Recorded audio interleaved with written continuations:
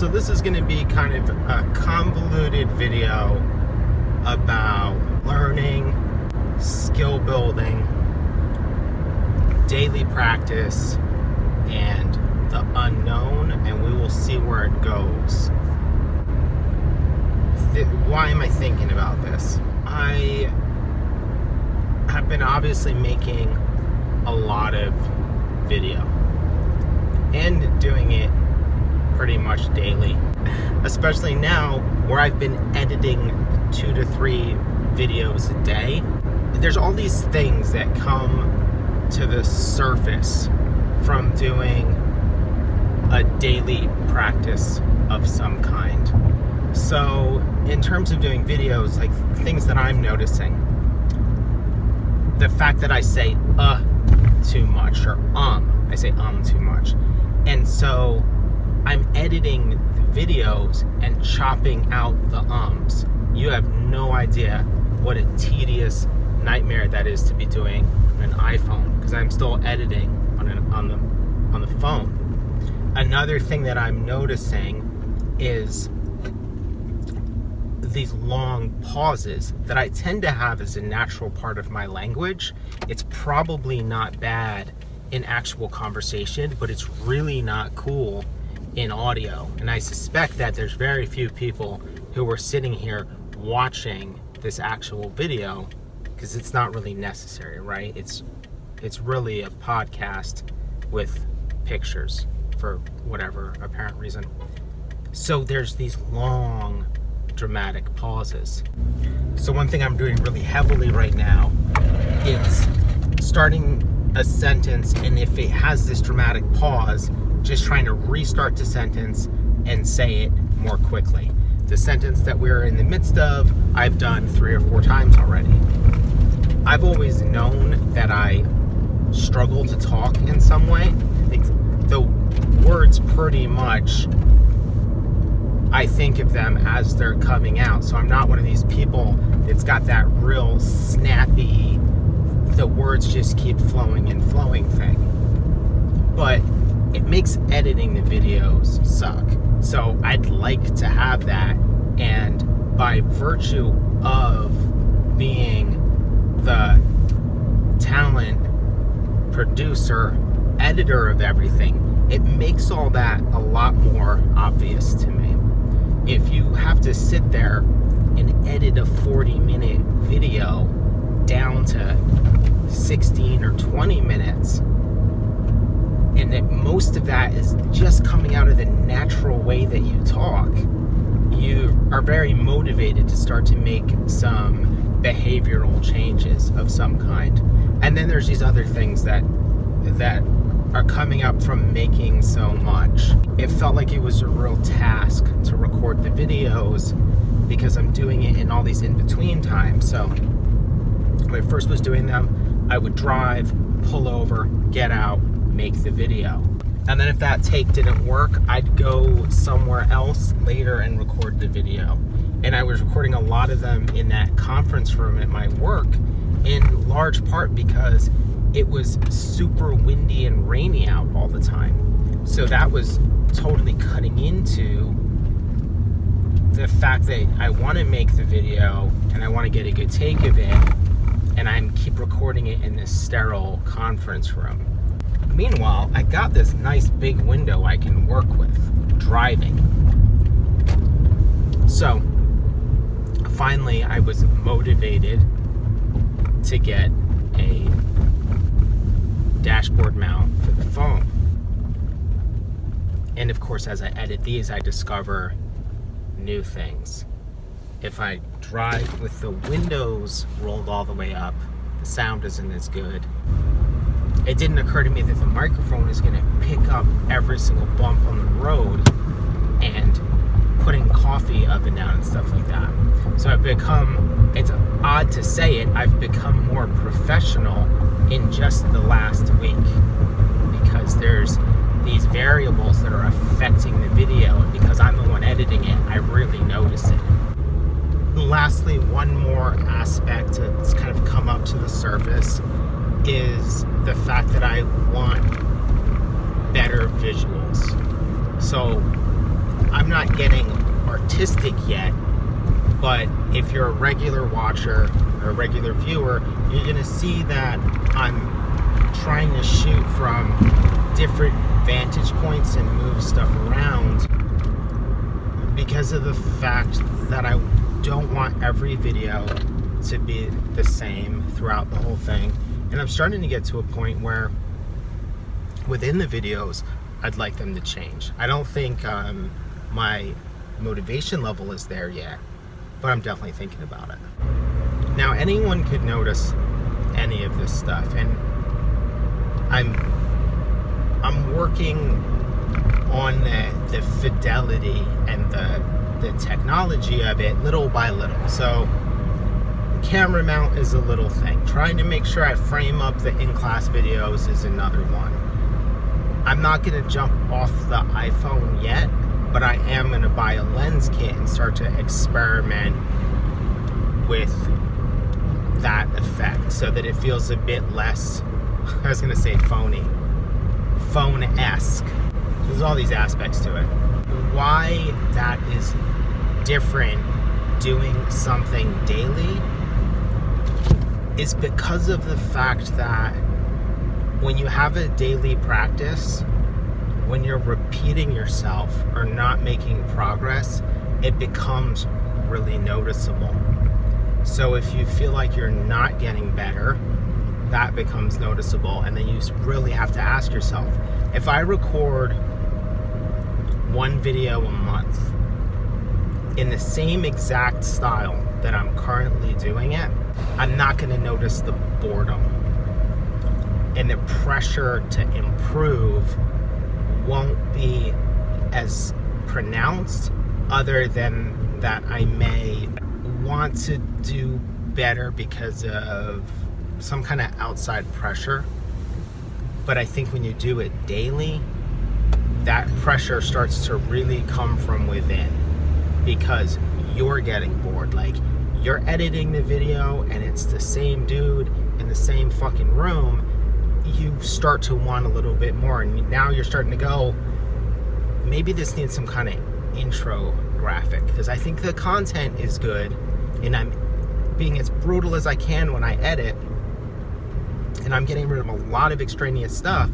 So maybe what'll start to make this a little bit more exciting is to bring in a bit of music, or to bring in some kind of video effect or something like that. Sorry, I'm watching a crow attack a little, I think, a bunny. That was strange and disturbing, but whatever, nature. Because you improve at a faster clip, your standards, I think your standards raise really quickly when you decide to do something daily, and especially when you're deciding to do it from zero. Now, I've actually done a vlog before. I had a really good run a couple years ago, and from my old account, from time to time, I was still putting stuff out. Video 80 came out today. And so somewhere in there's like 2 weeks that is off, but in general, kind of hammering. But I more or less started from where I left off a couple years ago, but with some higher standards. Like, I knew the videos needed to be edited. I knew I needed to actually edit them so I could bump up the sound, and that I was gonna do the most professional job that I could given the tools and the context.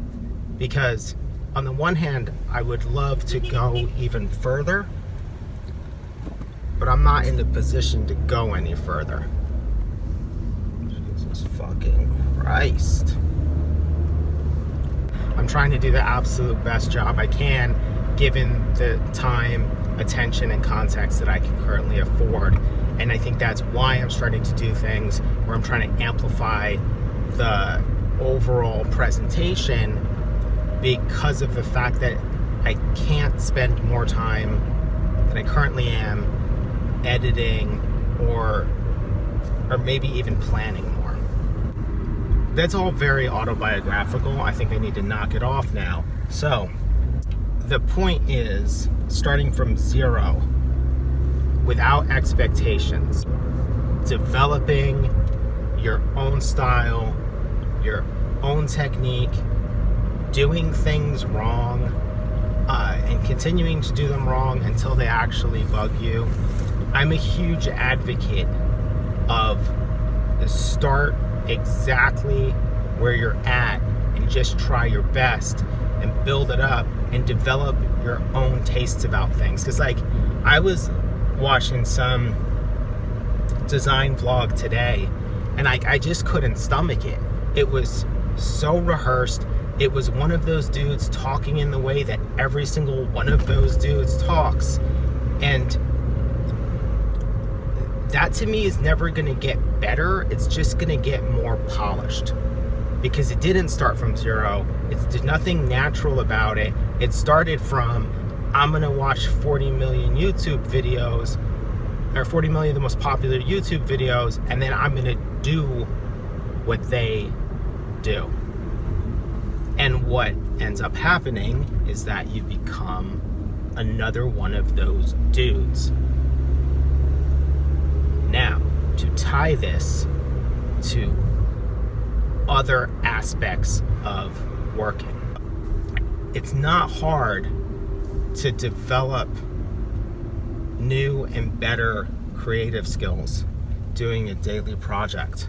But what a lot of people are doing is only developing a technical skill, because they're coming up with these like 365 projects where the end is in sight, where it's like, I'm gonna do, let's think of like the most dumb thing I can think of. I'm going to design a poster for every Nickelodeon character from 1996 to 2004 in the style of a Saul Bass movie poster. That's the dumbest, most horseshit, stupid idea I could come up with. The whole thing has been figured out. If you can finish that stupid ass project, that's just a testament to your ability to stick with something stupid. It's not something that is going to help you grow or stretch.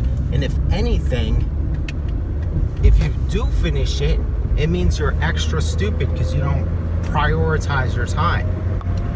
Wherever you're at on day one of that project is where you will be on day 365. And that's why those kind of projects drive me up a wall.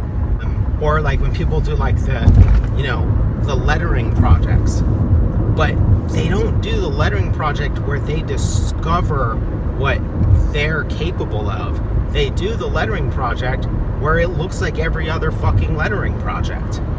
And because of that, no original voice emerges from it. Those kinds of projects are marketing projects. They're marketing projects that make you slightly better at a technical skill, but they're not going to stretch you as a creative.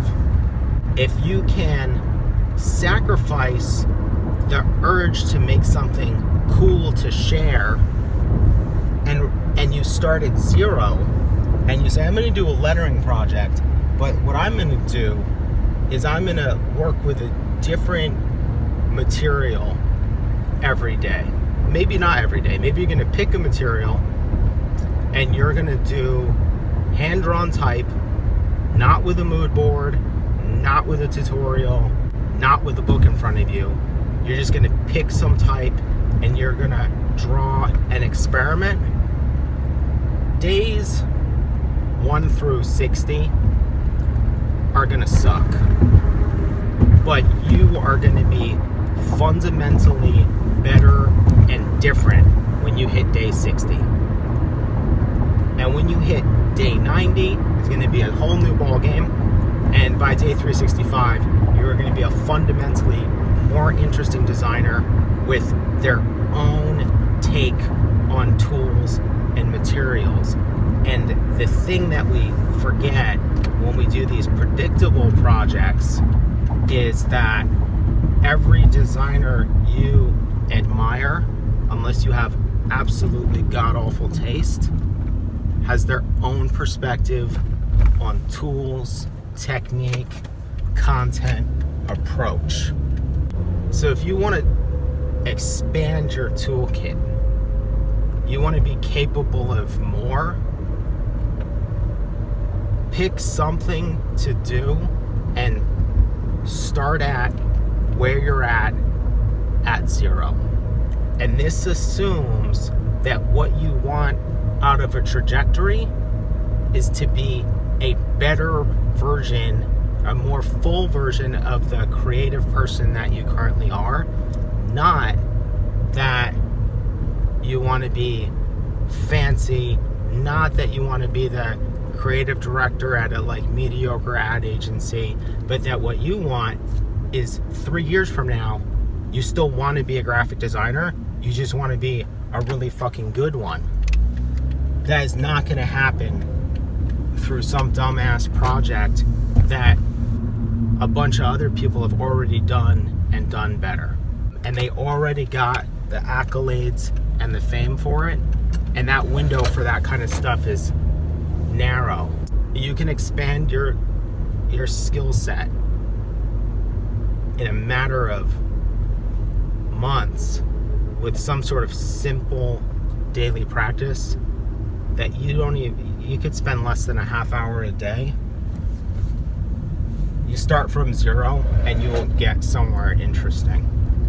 And the thing that I always see, and I see it in my own work as well, is that I can pick up any kind of medium, and if I don't try to do it right, and I don't try to do it well, and I don't try to be interesting, but I just play with it, I will start to figure out the stuff that is the baseline expectation anyway, but I'll also be on my way to making my own contribution to that field. And that's what we should be aspiring to. We should not be aspiring to be on that same Pinterest board of hand-drawn type or pencil-thin circular logos or whatever. I don't know what that is. Hopefully, if you're struggling and maybe the fact that you're looking at all this dumb shit work and wondering if there's something wrong with your brain and you have no idea where to start, that's a place to start. All right, I'm home now, so I am signing off. Thanks for watching.